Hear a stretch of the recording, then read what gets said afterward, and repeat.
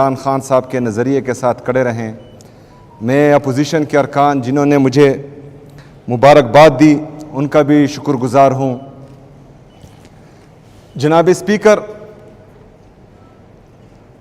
हम सब एक मुहावरा सुनते आ रहे हैं कि गीदड़ की 100 साल ज़िंदगी से शेर की एक दिन की ज़िंदगी बेहतर है। तो आज इस ऐवान में मैं कहता हूँ कि गीदड़ की 100 साल इक़्तिदार से शेर के एक दिन का इक़्तिदार बेहतर है।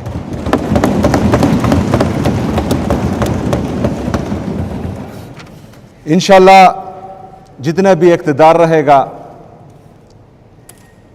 ख़ुसूसी तौर पर खैबर पख्तूनख्वा के अवाम के लिए रहेगा, उनके उमंगों पर पूरा उतरने के लिए रहेगा। और मैं इस अवाम को गवाह बनाकर कहता हूं, अपने अल्लाह ताला से वादा करता हूं कि इंशाअल्लाह ताला अपनी अवाम का सर झुकने नहीं दूंगा इंशाअल्लाह ताला। जनाब स्पीकर, मेरे लीडर के बारे में बात की गई, बाप, बेटा, चचा, बेटी, पोता, पोती, इसको मैं डिस्कस ही नहीं करता, क्योंकि मेरा लीडर इस सिस्टम का बाप है, वो इस सिस्टम का बाप है और वो जेल से ही इस सिस्टम को उंगलियों पर नचा रहा है, और ये मेरे लिए फख्र की बात है। जनाब स्पीकर, अपोजिशन लीडर साहब ने बात की कि परसों जो मीटिंग थी, जो वज़ीर आज़म साहब की तरफ से कॉल की गई थी, वो लॉ एंड ऑर्डर पे थी। वो लॉ एंड ऑर्डर पर बिल्कुल नहीं थी। वो जो मुझे एजेंडा भेजा गया वो सिर्फ 2 पॉइंट एजेंडा था, अफगान रिफ्यूजीज का और फूड सिक्योरिटी का। उसमें लॉ एंड ऑर्डर की बात नहीं की गई थी, पहली बात। दूसरी बात कि मैंने वहां अपना नुमाइंदा चीफ सेक्रेटरी साहब जो खैबर पख्तूनख्वा से ताल्लुक़ रखते हैं उसको भी भेजा, और मुज़म्मिल असलम साहब को इसलिए भेजा क्योंकि वो 19 महीने 18 महीने से इस सूबे के तमाम मामलात को देख रहा था और बखूबी खबर था हर चीज़ से। और मैं मुज़म्मिल असलम साहब को खिराज तहसीन पेश करता हूं कि उसने जिस तरीके से इस सूबे का मुकदमा पेश किया, हम सब उस पर फख्र करते हैं। मैं अपोजिशन लीडर साहब से एक और बात भी कहता हूं कि वहां आपके अपने सूबे जिससे आपका ताल्लुक है, पंजाब गवर्नमेंट ने गंदम खैबर पख्तूनख्वा के लिए रोक दी थी। वो गंदम को छोड़ रहे नहीं थे, जो आर्टिकल 151 की कुली खिलाफ वर्जी है, और वो मुकदमा हमने वहां पेश किया अल्हम्दुलिल्लाह। जनाब स्पीकर, उस गंदम की बंदिश की वजह से मेरे खैबर पख्तूनख्वा के अवाम महंगाई देख रहे हैं और रोटी भी उसी वजह से महंगी हो चुकी है। तो इंशाअल्लाह जिस तरह वादा किया गया था, आप भी इसमें किरदार अदा करेंगे और आईन की खिलाफ वर्जी नहीं होगी और गंदम की तरसील खैबर पख्तूनख्वा को मुसलसल होती रहेगी। जनाब स्पीकर, अफगान रिफ्यूजीज का जो मामला है उस पर हमारा स्टांस क्लियर है।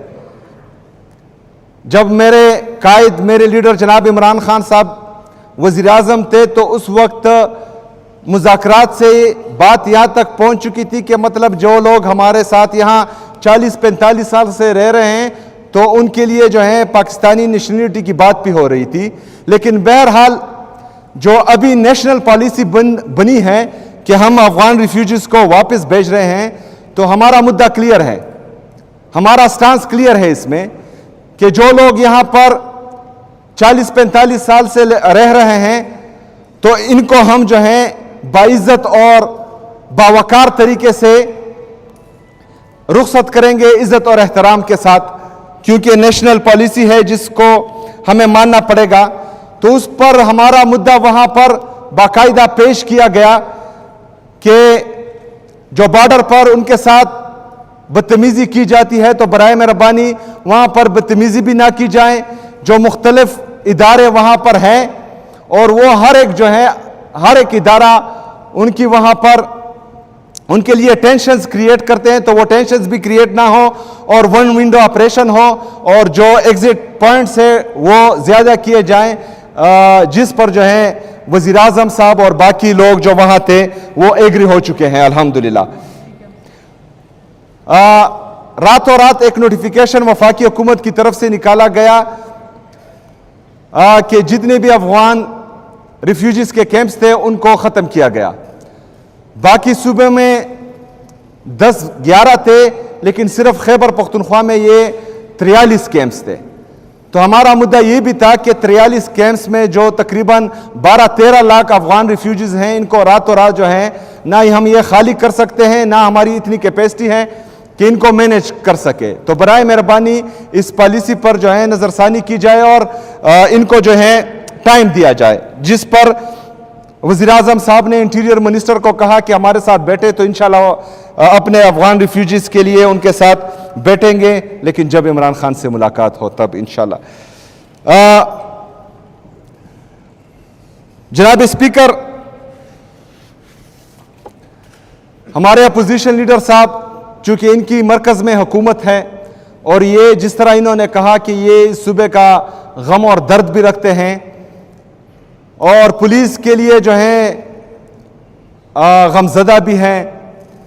बाकी आवाम के लिए भी गमज़दा है, तो इनकी ये मेहरबानी होगी कि जो NFC में हमारा शेयर इनके साथ पेंडिंग है तो उसमें भी हमारे साथ किलीदी किरदार अदा करें और जो पैसे हमारे वफा के साथ ड्यू हैं वो हमें दे दिए जाए। इसके साथ साथ जो मर्ज अजला के साथ वादा किया गया था कि हर साल वो हमें 100 बिलियन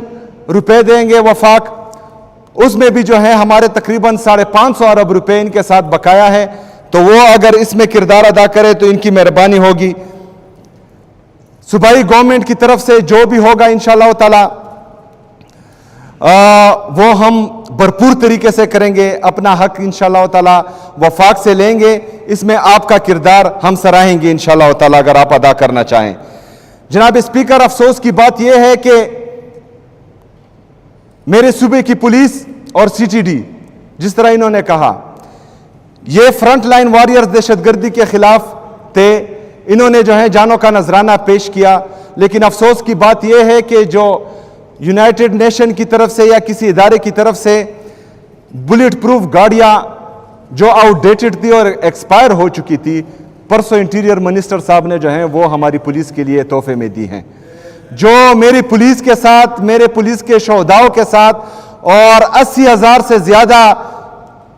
शोहदा जो इस सूबे ने पेश किए, उनकी तज़हीक मैं समझता हूं कि है, और आज मैंने बाकायदा फैसला कर दिया है कि उनको ये हम वापस करेंगे इंशाअल्लाह ताला। जनाब स्पीकर,